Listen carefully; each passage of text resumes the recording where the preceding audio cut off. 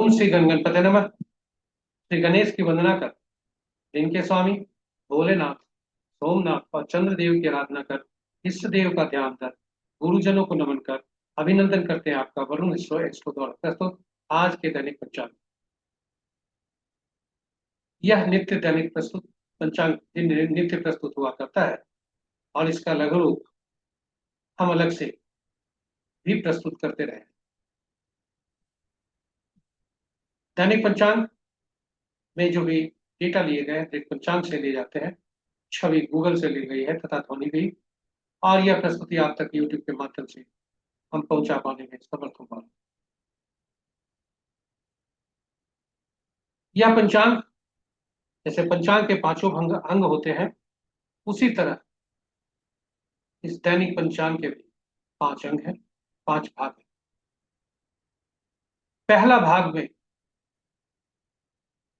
हम पंचांग, मुहूर्त और ग्रहों के गोचर से संबंधित चर्चा करते हैं और उसके बारे में जानते हैं। इसी से पहले भाग से पंचांग मुहूर्त को लेकर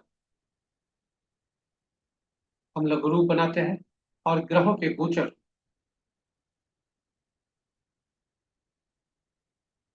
से भी इसमें चर्चा करते हैं, लघु पंचांग, पंचांग और मुहूर्त को लेकर। तो चलिए दूसरे भाग में हम मुहूर्त से हटकर चंद्रमा, यह भी एक प्रकार का मुहूर्त है जो ताराबलम कहते हैं कि यह नक्षत्रों के आधार पर आधारित। पहले भाग में सामान्य मुहूर्त है, यह नक्षत्रों के आधार पर विशेष मुहूर्त है और यह दिन के बारे में बताता है, खास करके अवधि के बारे में, दिन में भी अवधि के बारे में। तो इसे ताराबलम कहते हैं। यह मूलतः नौ तारा चक्र पद्धति पर आधारित है, जो कि किसी भी जातक के बारे में, पूरे भविष्य के बारे में। और जब भी हम उसको चंद्रमा के परिप्रेक्ष्य में देखते हैं, एक सामान्य ग्रह के परिप्रेक्ष्य में देखते हैं, तो वह नौ ताराबलम कहलाता है। विशेष चर्चा हम प्रस्तुति में करेंगे। तीसरा भाग नक्षत्र से हटकर राशि पर, यानी चंद्रमा जिस राशि में है, राशि के अनुसार जो चंद्रमा का गोचर है और स्थायी रूप से जन्म कुंडली में जहां विराजमान है, उन दोनों का ताल मिलकर आज कैसा दिन रहने की संभावना है, इसकी चर्चा है तीसरे भाग। चौघड़िया चौथा भाग का, चौथे भाग में जो शुभ और अशुभ काल दर्शाता है कि कब शुभ काल, शुभ अवधि कौन सी है शुभ काम करने की, और कौन सी अवधि है जहां हम थोड़ा सा अपने आप को नियंत्रित करें। तो यह दैनिक कार्यों से लेकर विशेष कार्यों के लिए उपयोगी है। इसे चौघड़िया बोर्ड कहते हैं। और पांचवा भाग अंक ज्योतिष के अनुसार आज कैसा दिन रहने की संभावना है। अंक ज्योतिष हमारे लिए बहुत ही महत्वपूर्ण है, क्योंकि हम अंकों के ही अंक में जो जन्म लेते हैं, यानी अंकों के गोद में जन्म लेते हैं। ईश्वर द्वारा प्रदत्त हमें एक जन्म तिथि होती है और उस आधार पर हम बहुत से विश्लेषण कर पाते हैं। अंक हमारे जब भी असंतुलित होते हैं तो हमारे लिए परेशानी का कारक होते हैं। और फिर हम जन्म से लेकर मृत्यु तक अंक में ही रहते हैं। कुछ अंक ईश्वर द्वारा प्रदत्त होते हैं जो स्थायी होते हैं, कुछ प्रदत्त जो हमारे द्वारा बनाए गए हैं होते हैं, जो स्थायी भी हो सकते हैं और अस्थायी भी हो सकते हैं। तो इस प्रकार अंकों की दुनिया में है, हम ले चलेंगे आपको, और अंकों के अनुसार आज कैसा दिन रहने की संभावना है, और कुछ संक्षिप्त चर्चा अंक ज्योतिष के बारे में, संक्षिप्त परिचय के साथ आज कैसा दिन रहने की संभावना है। यह पांचवें और अंतिम भाग। तो चलिए हम इसके पूर्व जाएं, आपके पास चलें तो पंचांग के जो पांच अंग हैं, पंचांग सामान्यतः शुभ और अशुभ मुहूर्त के बारे में जानकारी बताता है, हम जानते हैं, लेकिन यह उससे कहीं बढ़कर है। पंचांग केवल शुभ मुहूर्त जानने का माध्यम नहीं है, व्यक्ति की निर्णय क्षमता को सुदृढ़ करता है, आत्मबल बढ़ाता है। पंचांग प्रकृति और ब्रह्मांड की ऊर्जा के साथ संतुलन स्थापित करने में सहायक होता है, जिसके फलस्वरूप हम जीवन में शांति, समृद्धि और सकारात्मकता का संचार होता है। अतः पंचांग का अनुसरण करके हम अपने जीवन को अधिक सफल और समृद्ध बना सकते हैं। पंचांग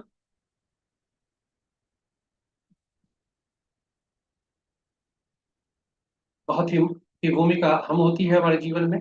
और अतएव चलिए आइए हम सब पंचांग का अनुसरण करके अपने जीवन में शांति, समृद्धि और सकारात्मकता का संचार सुनिश्चित करते हुए जीवन को अधिक सफल और समृद्ध बनाएं। साथ ही साथ यह प्रस्तुति को साझा करें अपने मित्रों, परिजनों का शुभेच्छुओं के संग, ताकि वे भी अपने जीवन में शांति, समृद्धि और सकारात्मकता का संचार सुनिश्चित करते हुए जीवन को अधिक सफल और समृद्ध बना सके। और उनके इस प्रयास में हम सब एक माध्यम बनकर उन्हीं के भागी। तो चलिए पंचांग की तरफ चलते हैं। दैनिक पंचांग के पहले भाग में आपको ले, कहीं जाइएगा नहीं। हर पांच भाग, जो दैनिक पंचांग का पांच भाग है, हर भाग अपने में महत्वपूर्ण है और आपके लिए अति उपयोगी है, ज्ञानवर्धक के साथ साथ। तो चलिए हमारे साथ चलें, चलिए आप साथ साथ चलिए और कहीं जाएंगे नहीं, क्योंकि हर भाग महत्वपूर्ण है आपके लिए और आपके लिए ज्ञानवर्धक और उपयोगी तो होगा, भी हो सकता है। इन्हीं शब्दों के साथ हम ले चलते हैं आपको पहले भाग। स्वागत है आपका पहले भाग में।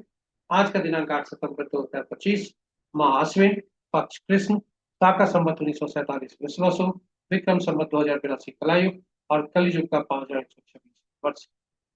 सूर्योदय 5 बजकर 33 मिनट पर, सूर्यास्त 6 बजकर 1 मिनट पर, sunrise at 5:33 AM, sunset at 6:01 PM। आज का दिशा शुभ पूर्व है, फिर भी इस दिशा में यात्रा करने को बाध्यता हुई तो घी, आईना देखकर या दूध का सेवन कर यात्रा में शुभ फल। आज का वह पंचांग के पांचों अंग इस प्रकार। वार सोमवार, तिथि रात्रि के 9 बजकर 11 मिनट तक प्रतिपदा, जो नंदा तिथि के अंतर्गत आता है। उसके बाद द्वितीय, जो भद्रा तिथि के अंतर्गत आता है। नक्षत्र रात्रि के 8 बजकर 2 मिनट तक पूर्वा भद्रा, उसके बाद उत्तरा भद्रा। योग प्रातः 6 बजकर 30 मिनट तक धृति और तत्पश्चात सूर्य। योग, आज का योग जो है कुछ विशेष योग है, इसलिए हम आपको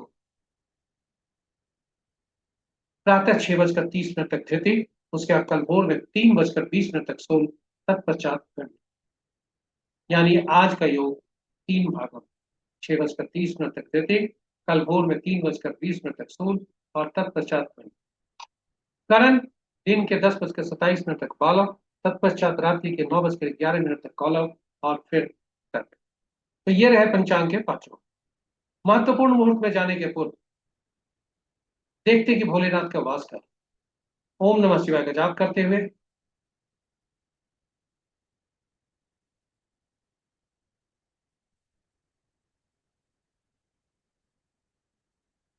ओम नमः शिवाय का जाप करते हुए चलते हैं भोलेनाथ का वास कर। ओम नमः शिवाय। तो जब तक कृष्ण पक्ष प्रतिपदा है, तब तक भोलेनाथ गौरी के सानिध्य में है, जो सुखप्रद है। उसके बाद सभा स्थल पर जाते हैं, जो कि सुख नहीं है। ओम नमः शिवाय। ओम नमः शिवाय। महत्वपूर्ण मुहूर्त में अभिजीत मुहूर्त दिन के 11 बजकर 22 मिनट से 12 बजकर 12 मिनट तक। अमृत काल दिन के 12 बजकर 35 मिनट से 2 बजकर 4 मिनट तक। विजय मुहूर्त अपराह्न 1 बजकर 52 मिनट से 2 बजकर 42 मिनट तक। गोधूली बेला संध्या 6 बजकर 1 मिनट से 7 बजकर 10 मिनट तक। निशिता मुहूर्त देर रात्रि 11 बजकर 24 मिनट से मध्य रात्रि 16 बजकर 10 मिनट तक। यानी रात्रि में किए जाने वाले पूजा पाठ, जब तक साधना, तंत्र मंत्र आदि के लिए निशिता मुहूर्त श्रेष्ठ हुआ करते हैं।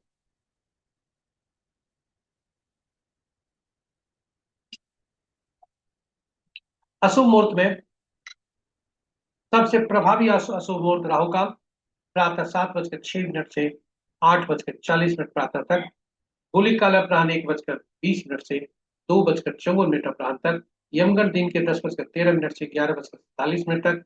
वर्ज मुहूर्त कल भोर में 4 बजकर 52 मिनट से 6 बजकर 20 मिनट तक।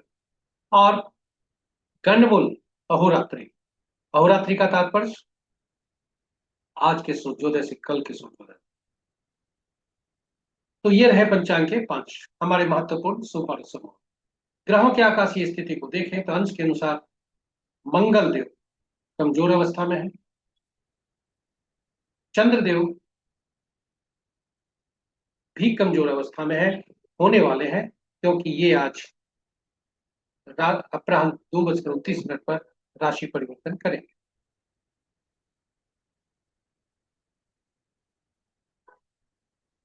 जब ये कुंभ से मीन राशि में आए, आज और अन्य ग्रहों की स्थिति पूर्ववत ही है। इस प्रकार मित्र राशि में दो ग्रह हैं, शत्रु राशि में चार ग्रह हैं, सम राशि में दो ग्रह हैं, स्व राशि में एक ग्रह है, और अपनी ही राशि में मात्र सूर्य देव। सूर्य की राशि में तीन ग्रह हैं, सूर्य देव खुद, बुध देव और केतु देव। बुध की राशि में दो ग्रह हैं, मंगल देव और बृहस्पति देव। और शनि की राशि में दो ग्रह हैं, चंद्र देव और राहु देव। और यही वजह है कि चंद्रदेव और राहु देव चूंकि साथ में है, इसलिए चंद्र ग्रहण हमारे देश में जो दिखा कल, वह आज चंद्रदेव कुंभ राशि से निकलकर मीन राशि में आ रहे हैं, जहां शनि देव पूर्व से बैठे हुए हैं। शनि और चंद्र की नक्षत्र के अनुसार ग्रहों को देखें तो मित्र नक्षत्र में तीन ग्रह, शत्रु नक्षत्र में दो ग्रह, सम नक्षत्र में एक ग्रह, और अपने नक्षत्र में तीन ग्रह हैं। जो ग्रह अपने नक्षत्र में है वे हैं मंगल देव, बृहस्पति देव और शनि देव। इस प्रकार मित्र इस प्रकार शुक्र देव के नक्षत्र में तीन ग्रह, बृहस्पति देव के नक्षत्र में तीन ग्रह, किसी भी नक्षत्र या राशि का आज परिवर्तन नहीं है। सूर्य, चंद्र, राहु और केतु ये चार ग्रह हैं जिनके नक्षत्र में कोई ग्रह नहीं है, क्योंकि सब ज्यादातर ग्रह शुक्र देव, बृहस्पति देव से ही कवर हो गए, और शेष ग्रहों के नक्षत्र में एक एक ग्रह।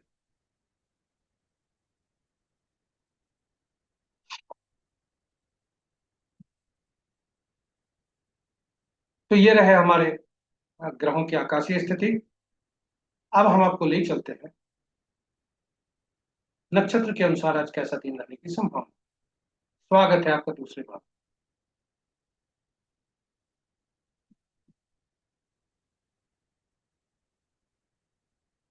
इसे ताराबलम कहते हैं। ताराबलम के समक्ष जो कॉलम है उसमें सभी 27 नक्षत्रों के नाम लिखे हुए हैं, और ये 27 नक्षत्र चंद्रमा के गोचर जहां भ्रमण कर रहे हुए हैं।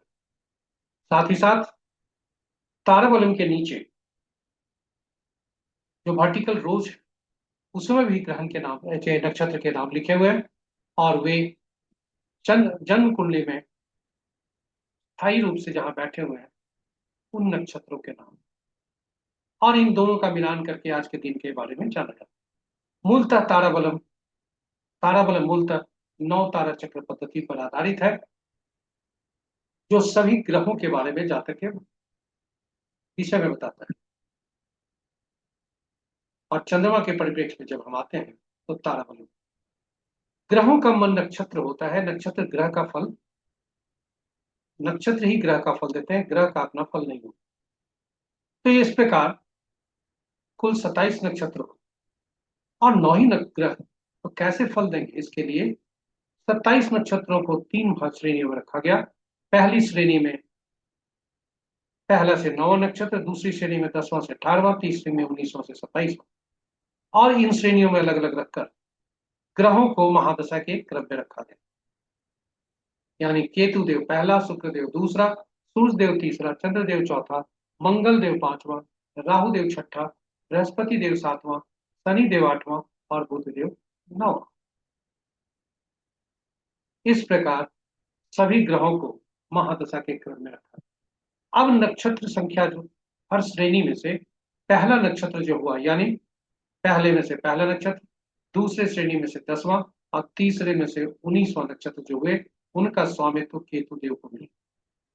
इसी प्रकार दूसरा 11वां और 20वां नक्षत्र का स्वामित्व शुक्र देव को, तीसरा 12वां और 21वां नक्षत्र का स्वामित्व सूर्य देव को, और यही क्रम में चलते हुए छठा, 15वां और 24वां नक्षत्र का स्वामित्व राहु देव को, 9वां 18वां 27वां नक्षत्र का स्वामित्व बुध देव को दिया गया। तो इसी क्रम में चलते हुए सभी ग्रहों को उन तीन तीन नक्षत्रों का स्वामित्व किया गया। और इस प्रकार यह सूची आपके समक्ष ऊपर दर्शित की जा रही है। उसके अनुसार आप इसे सहेज सकते हैं, क्योंकि यह फलित करने में बहुत ही लाभदायक है। यह आपके आजीवन उपयोग होने वाला है। इसके अभी और इसके बाद जो हम प्रस्तुत करेंगे, ये तो अब हम फलित कैसे करते हैं यह आपको जानना जरूरी है। चंद्रमा जिस नक्षत्र में है जन्म कुंडली में, उसे देखा जाता है, और वे किस उसके स्वामी कौन ग्रह है उसे पकड़ा जाता है। और वही ग्रह स्वामी जो नक्षत्र, जिन्हें नक्षत्र स्वामी कहा जाता है, वे नक्षत्र स्वामी जो ग्रह बने, गणना वहीं से आरंभ की जाती है और फिर दाहिने तरफ चलते हुए गणना की जाती है। पहला ग्रह, उसके बाद दाहिने साइड दूसरा ग्रह, फिर दाहिने तीसरा ग्रह, और जब हम अंतिम पड़ाव पे आ जाते हैं तो फिर पहले से आरंभ करते हैं। उदाहरण स्वरूप किसी जातक का जन्म यदि बृहस्पति देव के किसी नक्षत्र में हुआ, तो गणना हम बृहस्पति देव से करेंगे। पहला ग्रह बृहस्पति देव बनेंगे, दूसरा शनि देव, तीसरा बुध देव, चौथा केतु देव, पांचवा शुक्र देव, छठा शनि देव सूर्य देव, सातवां चंद्रदेव, आठवां मंगल देव और नौवां राहु। याद रखें, जिस जन्म कुंडली में चंद्रमा जिस नक्षत्र में है, हम यहाँ जोर देकर कह रहे हैं, थोड़ा एक प्रेशर देकर कह रहे हैं, तो याद रखें, चंद्रमा जिस नक्षत्र में जन्म कुंडली में है, उनके नक्षत्र को पकड़ें, नक्षत्र स्वामी को पकड़ें। नक्षत्र स्वामी जो ग्रह है वहीं से गणना आरंभ होगी, और उसके दाहिने तरफ जो अंक है ग्रह है उनसे हम चलेंगे। यानी बृहस्पति देव के नक्षत्र में किसी का जन्म हुआ है यदि, तो पहला ग्रह शनिदेव, दूसरा बुधदेव, तीसरा केतुदेव, चौथा शुक्रदेव, पांचवा सूर्यदेव, छठा चंद्रदेव, सातवां मंगल देव, आठवां राहु। गणना हमने गणना गलती की है। पहला शनिदेव, दूसरा बुधदेव, तीसरा केतुदेव, चौथा शुक्रदेव, पांचवा सूर्यदेव, छठा चंद्रदेव। गलती कहाँ, जुपिटर से अगर हम गणना आरंभ करते हैं तो पहला जुपिटर, दूसरा शनि, तीसरा बुध, चौथा केतु, पांचवा शुक्र, छठा सूर्य, सातवां चंद्र, आठवां मंगल और नौवां राहु। इस प्रकार 9 ग्रह तक हम पहुंचते हैं। अब यहां पर ध्यान देंगे, पहला ग्रह जो होता है, यानी अभी जब बृहस्पति के लिए में हम देखें तो पहला ग्रह मिश्रित फल देते हैं, शुभ अशुभ दोनों देते हैं, शुभ कम अशुभ ज्यादा, इसलिए इसको अशुभ की श्रेणी में ही रखते हैं। पहला ग्रह अशुभ फल, दूसरा ग्रह शुभ फल, और दूसरा चौथा छठा आठवां नौवां ये शुभ फल नहीं होता। पुनः बता दें, दूसरा यानी वर्तमान जिसमें हम गणना आरंभ किए तो शनिदेव, चौथा केतु देव, छठा सूर्य देव, आठवां नौवां मंगल देव और राहु देव, ये शुभ फलदायी होंगे इस जातक के जिसका जन्म बृहस्पति के नक्षत्र में हुआ। और पहला तो खैर अशुभ के श्रेणी में रखा ही, तीसरा, पांचवा, सातवां और सातवां तक ये ग्रह अशुभ फलदायी होंगे। तो पहला ग्रह बृहस्पति, तीसरा बुध, पांचवा शुक्र और सातवां चंद्र, ये सभी जो ग्रह हुए, ये जातक के लिए, बृहस्पति नक्षत्र में जन्मे जातक के लिए पीड़ादायक हुए, बाधादायक। तो अब ये आप ही बताएं कि यदि हमने ये जान गए कि हमारे लिए कौन से ग्रह शुभ हैं कौन से अशुभ हैं, यानी बृहस्पति नक्षत्र में जन्मे जातक के लिए बुध देव, शुक्र देव और चंद्र देव अशुभकारी हैं, तो इनकी दशा महादशा जब आएगी तो क्या हमें पहले से आरंभ पता नहीं चलेगा कि हम ये ग्रह हमारे लिए अशुभकारी है, और हम अपने आप को मानसिक रूप से उस चुनौती को स्वीकार करने के लिए तैयार नहीं होंगे? होंगे तैयार। जब भी हमें कोई पहले से पता चल जाता है कि यह हमारे लिए अशुभकारी है, तो फिर वह बाधा के लिए, चुनौती के लिए को सामना करने के लिए तैयार रहता है, जिससे पीड़ा कम होती है, रोग कम होता है। वहीं यदि शुभ फलदायी है, यानी दूसरा शनि देव, केतु देव, सूर्य देव, मंगल देव और राहु देव के नक्षत्र की दशा में जहाँ तक को शुभ परिणाम मिलेंगे, तो क्यों नहीं हर शुभ काम को का संपादन निष्पादन उसी पीरियड समय में या उस अवधि में कर दिया जाए। और जहाँ तक यदि कर देते हैं तो उनके लिए शुभकारी होगी। इसी प्रकार यदि जन्म कुंडली में यदि देखा जाए तो पहला, तीसरा, पांचवा, सातवां ग्रह जहाँ हैं, वे कितना भी शुभकारी हो, कुंडली के अनुसार अच्छा फल कहाँ से। साथ ही साथ यदि हम जातक के बारे में देखना चाहते हैं कि संपत्ति कहाँ से मिलेगा, उसे धन कहाँ से मिलेगा, वह कौन सी ऐसा व्यवसाय करे जिससे उसको फायदा होगा, तो मित्र बंधुओं, बृहस्पति के नक्षत्र में जन्मे जातक के लिए शनि देव दूसरा ग्रह बने, और दूसरा ग्रह जो होता है संपत्ति का कारक होता है। अब जन्म कुंडली में देखेंगे, एक तो शनि देव खुद कर्म के कारक है, संपत्ति के कारक भी बन गए, और वैसी स्थिति में शनि देव जहां बैठे हैं, उससे संबंधित जो वृत्ति आदमी करेगा फलदायी होगा, धन संपत्ति मिलेगी, और इसी तरह से हम कार्य करते हैं। और यह हमको संकेत देता है, एक मार्गदर्शन करता है। तो नौ तारा चक्र पद्धति कुंडली के बारे में भी बता देता है कि कौन सी स्थिति अच्छी होगी, कौन सी खराब होगी। दशा महादशा का भी फल दे दिया। अब नौ तारा चक्र पद्धति से तीसरा चीज देख, जो हमारे पहले, तीसरे, पांचवें और सातवें नक्षत्र स्वामी है, जो और उनके उस वे जो ग्रह हैं, उनके नक्षत्र जितने भी वे हमारे लिए पीड़ादायक। तो इस नक्षत्र का जन्मा व्यक्ति हमारे लिए पीड़ादायक होगा, और जब वह पीड़ादायक होगा और उससे हम पार्टनरशिप बिजनेस कर लिए, तो हमारे लिए क्या होगा, विपद का कारण बन सकता है, चिंता का कारण हो सकता है, अशुभकारी भी हो सकता है। वहीं यदि संपत्ति का कारक का जो बना, यानी शनि देव में का व्यक्ति, पुरुष अनुराधा या उत्तरा भाद्रपद का व्यक्ति, जन्मा व्यक्ति, यदि पुनर्वसु, विशाखा और पूर्वा भाद्रपद नक्षत्र के जन्मे व्यक्ति से पार्टनरशिप बिजनेस करता है, यानी बृहस्पति देव शनि देव के जन्मे व्यक्ति के से पार्टनरशिप बिजनेस करता है, तो वह उसके लिए संपत्ति का कारक बने। और शनि देव में के जन्मे जातक के लिए बृहस्पति के नक्षत्र जो होंगे, वे अति मित्र साबित होंगे। तो पार्टनरशिप बिजनेस तभी चल सकता है जब दोनों में आपस में तालमेल अच्छा हो, मित्रता अच्छी। तो जातक हमारे जीवन में हम विभिन्न स्थितियों में हम विभिन्न लोगों से संपर्क आते हैं, में आते हैं, वह घर से, समाज से, गांव से, कार्यालय कार्यस्थल से, तथा अपने व्यवसाय से। तो हम पहले से भी जान सकते हैं कि अमुक नक्षत्र का व्यक्ति हमारे लिए घातक है, अमुक व्यक्ति हमारे लिए लाभदायक, और इससे हम फलित कर सकते। तो ये रहे नवतारा चक्र पद्धति। यह इस संक्षिप्त परिचय हमने दिया है। विशेष चर्चा हमने अपनी प्रस्तुति में रखी है, जहां भगवान राम, माँ सीता तथा पवन पुत्र हनुमान की कुंडली रखी है, और आपस में तालमेल, तो आपस में हमने नवतारा चक्र पद्धति से यह सब जानने की कोशिश की है कि आपस में संबंध क्या था नक्षत्रों के अनुसार, और जो हम जानते हैं, जो इतिहास के पन्नों में है, जो हमारे जिह्वा में है, लगभग हम उसी के सभी।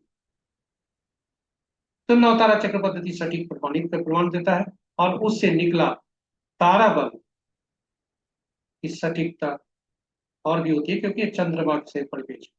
तो चलिए आज देखते हैं चंद्रमा का नक्षत्र आज क्या कह रहा है, कि चंद्रमा जो गोचर कर रहे हैं वह कैसा फल देने वाला है। तो चंद्रमा रात्रि के 8:02 तक वे पूर्वा भाद्रपद में है, उसके बाद उत्तरा भाद्रपद में जाते हैं। और जब तक पूर्वा भाद्रपद में रहते हैं तब तक, और जब उत्तरा भाद्रपद में जाते हैं तब तक क्या नक्षत्रों के, विशेष ग्रहों के, सभी नक्षत्रों में जन्मे जातक के लिए क्या क्या फल।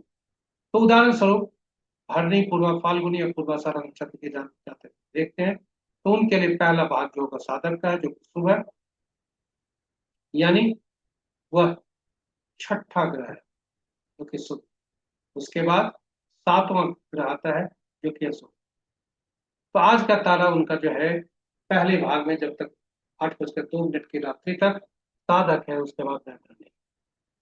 और कल उसी तरह से नैथन्य में रहेंगे। उसी प्रकार हम दूसरा भाग लेते हैं पुनर्वसु विशाखा पूर्वा भाद्रपद नक्षत्र में। चूंकि चंद्रमा पूर्वा भाद्रपद नक्षत्र में ही गोचर कर रहे हैं, इसलिए जन्म नक्षत्र से गोचर कर रहे हैं।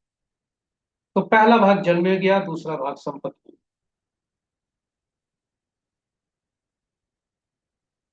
और इसी प्रकार हम सभी नक्षत्रों के बारे में जान सकते हैं। इस नक्षत्र में जो जातक जन्मे हैं उनके उसके अनुसार हम यहाँ देख सकते हैं। यहाँ आपको एक बात बता दें, यदि आज का तारा आपका जन्म विपद प्रत्यय या दैतन्य में है, तो फिर आप कोई शुभ काम करने जा रहे हैं तो फिर उसे टालें, क्योंकि शुभता की संभावना कम होती है, अशुभता की ज्यादा होती है। और हम कुछ शुभ ही फल करने के लिए उस कर्म को करने जा रहे हैं। तो वैसी स्थिति में जोखिम नहीं ले। जन्म विपद प्रत्यय दैतन्य में आपका आज का तारा है, तो फिर उस काम को टालें, इंतजार करें कल के शुभ का। और कल यदि अशुभ स्थिति बनने वाली है तो फिर देर न करें, आज ही उस काम को निपटाएं। तो उपाय के तौर पर मेरा सलाह यही है कि जोखिम न लें। जो भी आपका स्थिति बन रही है उसके अनुसार निर्णय लें। यदि कल आपका समय 8 बज के 2 मिनट के बाद आपका समय शुभ है, तो फिर इंतजार करें, नहीं तो आज काम को निपटा। जानकारी हेतु आपके समक्ष प्रस्तुत है, जो कि अप्रमाणित है। यदि आज का तारा जन्म तारा में पड़ता है, पीला कद्दू पत्ते वाली सब्जी का दान कर सकते हैं। विपत में पड़ता है तो गुड़ का दान कर सकते हैं। प्रत्यरी में पड़ता है तो नमक का दान कर सकते हैं। नैधन में पड़ता है तो मुहूर्त को त्याग करिए। मजबूरी हुई तो तिल सहित स्वर्ण का दान। इन्हीं शब्दों के साथ हम आपको पुनः बता दें कि यह जोखिम न लें। अब हम आपको ले चलते हैं तीसरे भाग में, जो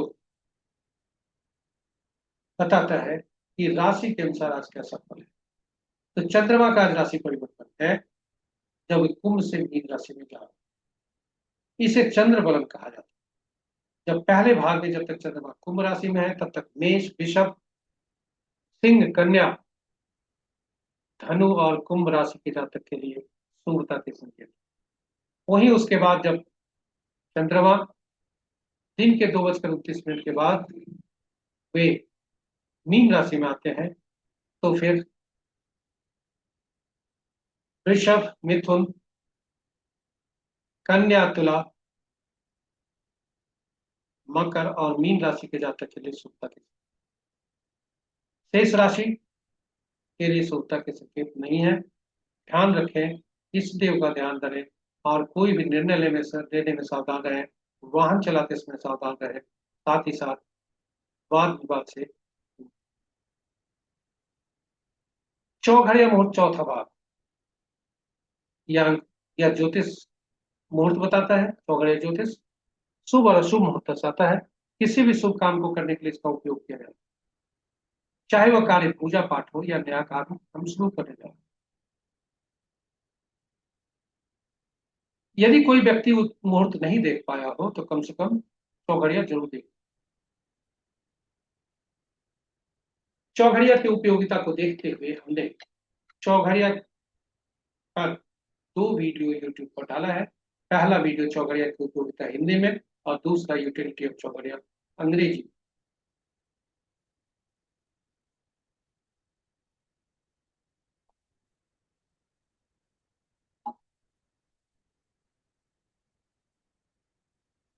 कुल 8 चौघड़िया दिन के होते हैं, किंतु सप्ताह के दिन 7 ही होते हैं, इसलिए 7 ही चौघड़िया का नामकरण हुआ। और 8वां चौघड़िया जो होता है वह आरंभ का जो चौघड़िया होता है दिन के अनुसार, वही अंत का भी चौघड़िया होता है। जो आदि का चौघड़िया होता है वह अंत का चौघड़िया होता है। इस प्रकार प्रत्येक 7 चौघड़िया का संबंध प्रत्येक ग्रह से हुआ, सॉरी, प्रत्येक साप्ताहिक दिनों से हुआ। 8 चौघड़िया का संबंध साप्ताहिक दिनों से हुआ। और इन साप्ताहिक दिनों के स्वामी तो 7 दिन होते हैं, 7 दिन के स्वामी 7 विभिन्न ग्रह बने। और ये 7 ग्रह विभिन्न कार्यों करने के लिए, विशेष कार्य करने के लिए, विशेष प्रयोजन के लिए उपयुक्त हुआ करते हैं। इस प्रकार हर चौघड़िया विशेष कार्य करने के लिए, विशेष प्रयोजन के लिए उपयुक्त। चौघड़िया को उपयोग करते समय यह सुनिश्चित करना चाहिए कि दिन का चौघड़िया राहु काल, वार वेला और काल वेला से ग्रसित हो सकता है, और रात्रि का चौघड़िया काल रात्रि। तो जब भी अशुभता से अधिव्याप्त कोई चौघड़िया हो तो उसका परित्याग करना चाहिए, उस चौघड़िया का उपयोग नहीं करना चाहिए, नहीं तो शुभ फल तो दूर, अशुभ फल तो दूर।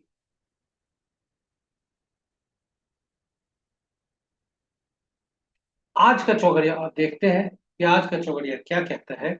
आज का चौघड़िया, चूंकि आज दिन सोमवार है, चंद्रमा का दिन है, अमृत चौघड़िया से दिन आरंभ हो रहा है, अमृत चौघड़िया से दिन समाप्त हो रहा है। किंतु काल चौघड़िया जो 7:06 से 8:40 तक है, यह राहु काल और काल बेला से, और रात्रि का चौघड़िया 2:54 से 4:28 तक, वार वेला और काल वेला, वार वेला से प्रथम काल चौघड़िया काल वेला और राहु काल से ग्रसित है, और लाभ चौघड़िया वार वेला से। लाभ चौघड़िया जो रात्रि का है, ये 10:21 से 11:47 तक, और काल रात्रि से। इस प्रकार चौघड़िया, आज का चौघड़िया की स्थिति आपके समझ रखा। दैनिक कार्य से लेकर सभी कार्य आप इसमें कर सकते हैं, आपके लिए उपयोगी हो सकते हैं। तो इन शब्दों के साथ हम आपको ले चलते हैं अगले भाग में, अंतिम पड़ाव पर, आज का दिन कैसा है अंक ज्योतिष के अनुसार। और इसमें जाने के पूर्व संक्षिप्त चर्चा अंक ज्योतिष में, क्योंकि हम अंकों के अंक में ही रहते हैं। और ये अंक है 1 से 9 तक। अंक ज्योतिष में 1 से 9 अंक तक ही हम उपयोग में लाते हैं। जब भी कोई अंक हमारे पास ऐसा आता है जिसमें 2 या 2 से अधिक अंक का प्रयोग हुआ होता है, तो उसमें प्रयुक्त हुए सभी अंकों को जोड़कर एकल अंक में परिवर्तित करते हैं, और तब हम गणना में लेते हैं। शून्य का उपयोग नहीं किया जाता, क्योंकि शून्य अनिश्चितता को दर्शाता है। 1 से 9 तक का अंक।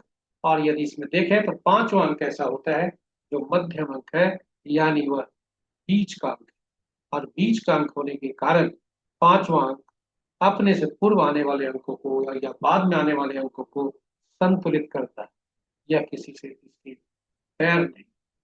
इसलिए ये सभी का मित्र। अंक, इन अंकों के स्वामी भी है, और स्वामी ग्रह इन अंकों के हैं। 1 के सूर्य, 2 के चंद्रमा, तीसरा के बृहस्पति, चौथा के राहु, पांचवा के बुध, छठा का शुक्र, सातवां का केतु, आठवां का शनि, नौवां का मंगल।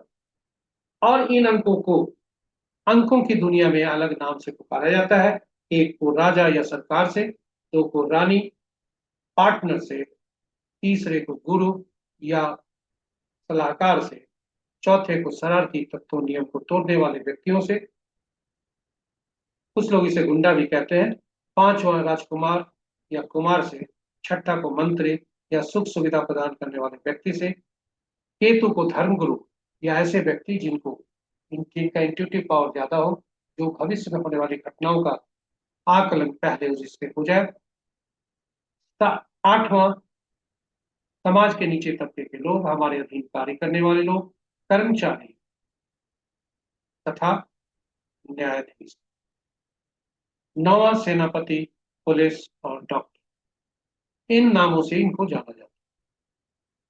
तो ये रहे आपके पास संक्षिप्त चर्चा। अंक ज्योतिष में स्टैटिक अंक होते हैं, जो जन्म तिथि हमें ईश्वर द्वारा प्रदत्त होते हैं, यह बदला नहीं जा सकता। यह आकर हमारे जीवन में एक मुहर लगा जाता है, हमारी जन्म तिथि। और जन्म तिथि से विभिन्न अंक निकलते हैं, और वे होते हैं मूलांक, भाग्यांक। मूलांक को ड्राइवर भी कहा जाता है, और भाग्यांक को कंडक्टर। तो 7/9/1977 किसी व्यक्ति का जन्म है, खास व्यक्ति का जन्म है। भारतीय,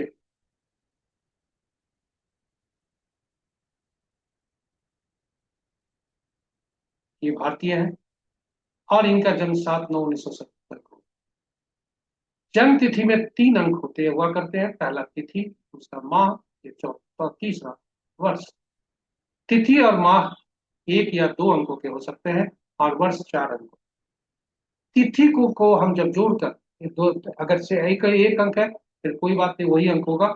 यदि एक से ज्यादा अंक है तो उसको जोड़कर एक अंक में परिवर्तित करते हैं, और परिवर्तित करने के बाद जो अंक होता है उसे ट्राइगर कहते हैं या पूर्णांक कहते हैं। तिथि, वर्ष और माह को जब जोड़ने के बाद जो अंक प्राप्त होता है उसे हम भाग्यांक कहते हैं। और इसे कंडक्टर भी कहा जाता है। तो जीवन की नैया या जीवन की गाड़ी को चलाने के लिए ड्राइवर और कंडक्टर का आपसी तालमेल, आपसी मित्रता होनी बहुत जरूरी है। यदि दोनों, अगर दोनों दुश्मन हो गए, फिर जीवन की जो गाड़ी है वो चलने में बाधा हो। साथ ही साथ अंक जो हमारे होते हैं, यदि जो अंक हमारे मिसिंग होते हैं, 1 से 9 अंक तक के अंक, कुछ ऐसे अंक हो सकते हैं जो मिसिंग हो, तो जो ग्रह के स्वामी है उसकी ऊर्जा हमारे हमें नहीं मिल पाती, और वास्तु दोष भी हमें उस दिशा में मिलता है। साथ ही साथ यदि हमारे पास कुछ अंक ऐसे हैं जो एक से ज्यादा बार रिपीट हो जाए, फिर उस जो ग्रह है, संबंधित ग्रह, उसकी ऊर्जा की अधिकता हो जाती है, जो हमारे लिए नुकसानदायक होता है। अंक ज्योतिष का काम यही है कि सभी अंकों को एक साथ सामंजस्य करना। अब ये स्टैटिक अंक तो हुए। डायनेमिक अंक जो होते हैं वे होते हैं जिसमें हम बता, उनमें से कुछ हमारे लिए उपयोगी हुआ करते हैं, हमारे लिए उपयोगी होते हैं कि या कुछ समय पर हम देखते हैं कि यह नहीं है तो हम बदलते हैं। लेकिन यह एक साधारणतया स्थिर होता है। डायनेमिक होते हुए भी स्थिर होता है। तो डायनेमिक अंक वो होते हैं जिन्हें हम बनाते हैं, और पहला जिंदगी का जो डायनेमिक अंक होता है वह होता है नामांक। आश्चर्यचकित हो गए ना कि नामांक में अंक कहाँ से आया? ये तो नाम है, अक्षरों का समूह। यस, जी हाँ। हर अक्षर में जो अल्फाबेट यूज होते हैं, जो अक्षर यूज प्रयोग होते हैं, उनके अंकीय मूल्य होते हैं, और ये अंकीय मूल्य में उसे परिवर्तित हम कर लेते हैं उसके नाम से। हमने संक्षिप्त नाम रखा है, और ये संक्षिप्त नाम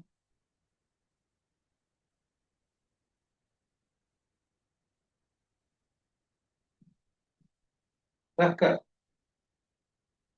हमने प्रयास करने की कोशिश की कि आज का इनका गुणांक क्या होगा, भाग्यांक क्या होगा, और अंक ये मूल्य हमने नाम का निकाला। नामांक क्या है? मूलांक और भाग्यांक से नाम दूसरा अंक जो है वो दुश्मन नहीं होना चाहिए, और नाम का पहला अक्षर भी मूलांक और भाग्यांक का दुश्मन है। तो इस प्रकार हम अंकों की दुनिया से हम दोस्त और दुश्मन को देखते हैं। और जब भी हमारे ये दोस्त और दुश्मन होते हैं व्यक्तिगत लाइफ में भी, यदि कहें कि हमारा मूलांक और भाग्यांक का दुश्मन से हमारी दोस्ती होती है तो हमें अच्छा नहीं होगा, फल अच्छे देंगे। उसी तरह से मूलांक और भाग्यांक से हम आज का दिन देखते हैं, आज का मूलांक और भाग्यांक निकालते हैं, जो कि आज का दिन निकलता है। यदि आज हमारे मूलांक और भाग्यांक से तालमेल अच्छा नहीं है, फिर अच्छे दिन नहीं जाएंगे। इस प्रकार हम जानने को उत्सुक हैं कि अंकों के दुश्मन कौन से होते हैं। तो आपके समक्ष अंकों के दुश्मन आपके समक्ष, हर अंक के अलग अलग अंक दुश्मन है, और ये अंक का दुश्मन का तात्पर्य हुआ कि यह मूलांक भाग्यांक। और यदि हम अपना ही दुश्मन जानना चाहें तो हमारा गुणांक यदि 1 है तो 8 अंक हमारे लिए दुश्मन होंगे। यदि भाग्यांक 8 है तो आप समझ लें कि हमारे जीवन में उथल पुथल बहुत आएगा, क्योंकि गुणांक और भाग्यांक आपस में दुश्मन होंगे। क्योंकि 8 के एक दुश्मन, 1 के 8 दुश्मन। उसी तरह यदि 2 मूलांक है हमारा, तो हमारे जो दुश्मन है ज्यादा बढ़े, और स्वाभाविक है कि इनका अगर भाग्यांक भी एक बन गया तो फिर परिस्थिति टकराव की, आपस अपने ही टकराव की होगी। इस तरह से यदि किसी भी जातक का नामकरण करते समय यदि आरंभ में देख लें, फिर उसके जिंदगी के अच्छे दिन हम कुछ हद तक सुनिश्चित कर सकते। साथ ही साथ नाम का पहला अक्षर भी दुश्मन नहीं होना चाहिए। यदि किसी का मूलांक 8 है, क्योंकि कल किसी का होगा, यदि उसका नाम का पहला ऐसा हो गया जिसका शुरू हो रहा है 1 से, या अंत भी हो रहा है 1 से, यानी नामांक भी निकल रहा है 1 से, फिर दुश्मन हुई हो गए। तो आज के इतना ही।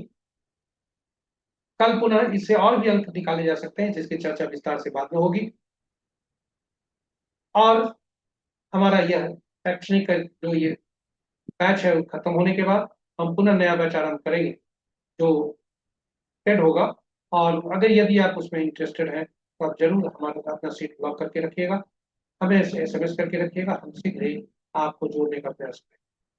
तो ये रहा आज का पूर्णांक और वाक्यांक का उचित परिचय। इसी प्रकार हम शहर का भी अंक निकाल सकते हैं, हम देहात मोबाइल अंक का भी अंक निकाल सकते हैं, हम गाड़ी संख्या का भी अंक निकाल सकते हैं, और वह कितना हमारे लिए चाहिए।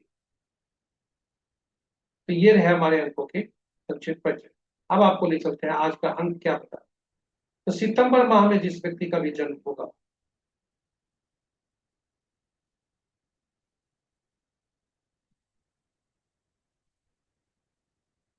सितंबर माह में जिस व्यक्ति का भी जन्म होगा, उसका मूलांक और भाग्यांक 8 ही होगा। और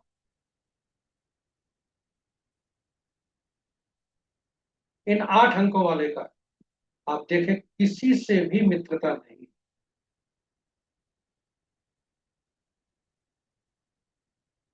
8 अंक वाले का किसी से मित्रता नहीं है, तटस्थता है, क्योंकि 8 अंक प्रतिनिधित्व किसका करता है? 8 अंक को कौन प्रतिनिधित्व करते हैं? बंधु न्यायाधीश। तो आप बताएं, न्यायाधीश को किसी से मित्रता हो सकती है? फिर राजा ही क्यों ना हो, सबसे तो ठनी रहती है उसकी सरकार से। उसी तरह कर्मचारी, सबसे बड़ा दुश्मन राजा, राज दरबार, राज दरबार से संबद्ध लोग, यही दुश्मन होते ना। इसलिए 8 अंक आज का देखें, सभी अंकों से सावधान रहने की जरूरत है, स्वास्थ्य पर ध्यान दें, वाद विवाद से दूर रहें। तो तटस्थ अंक है वो 5 है, 6 है और 7 है 8 अंक के। इनके दिन सामान्य हो सकते हैं, फिर भी ये भी सावधान है। तो 8 अंक अपने ही 8 अंक के लिए ये शत्रु है। यानी न्यायाधीश जब भी निर्णय करता है तो अपने ही निर्णय को काटता है, या अपने न्यायाधीश का भी वह फेवर नहीं करता। कर्मचारी उसी तरह अपने काम में धुन रहते हैं, कौन काम कर रहा है कौन नहीं कर रहा है ये नहीं देखते, और राजा से टकराव तो रहती है। आखिर उनका राजा, हम जो अधीनस्थ कर्मचारी हैं उनके तो यूनियन है ना, और यूनियन का सरकार से ही बनी रहती है। तो इस प्रकार हमने देखा आज के अंकों का 8 अंक। इन्हीं शब्दों के साथ हम आज का पड़ाव यहीं पर समाप्त करते हैं। आपका अभी हम तक बने रहे इसके लिए बहुत बहुत धन्यवाद। आशा करते हैं कि यह आपके लिए उपयोगी होगा और कारगर, ज्ञानवर्धक तथा उपयोगी दोनों। हमारे साथ बने रहने के लिए बहुत धन्यवाद। यदि पहली बार हमारे प्रस्तुति को देख रहे हैं तो हमारे चैनल को सब्सक्राइब करें, साथ ही साथ नोटिफिकेशन बटन को जरूर दबाएं, ताकि हमारे हर प्रस्तुति की सूचना आपको मिल सके और आप लाभान्वित हो सके। सभी नए तथा पुराने सदस्यों से अनुरोध है कि साझा करें प्रस्तुति को अपने मित्रों, परिजनों तथा शुभेच्छुओं के संग, और वे भी इस प्रस्तुति का लाभ उठा सके, ज्ञानवर्धन ले सके, और उनके जो भी इन्हें लाभ हो, जो हमारे आपके माध्यम से है, पुण्य के भागी। इसके साथ ही हम प्रस्तुति को यहाँ विराम देते हैं। कल पुनः नई प्रस्तुति के साथ आपके समक्ष उपस्थित होंगे। तब तक के लिए आज्ञा दें। जय भोलेनाथ, जय सोमनाथ, और चंद्रदेव की को नमस्कार, नमन।